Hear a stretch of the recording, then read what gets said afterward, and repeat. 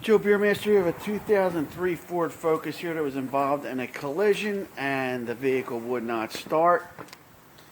When these vehicles get hit, they usually have a fuel shutoff. I'm going to show you where that's located. You'll try to start the car and you'll just hear a crank, but that it will not start. It's not getting gas, and that's because it has a safety shutoff.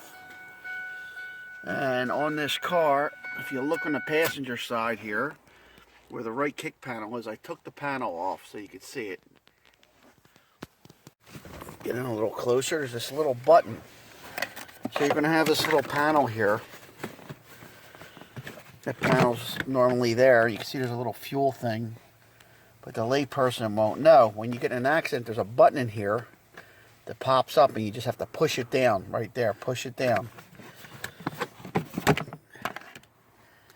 And that's what it looks like. You don't have to replace it or anything. You just have to push that down. You'll hear a little click. And then it'll start allowing fuel to go into the engine to fire it up into the cylinders. And it might not start the first time. It usually does, but if it's been shut off for a little bit, you might have to put a little ether in there or try a couple times to get it pumping through. But that's it. That's the fuel shutoff location on the Ford Focus.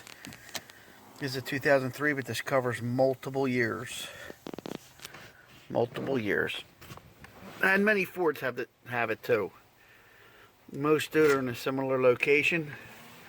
Sometimes they're in a different location. Joe Beermaster.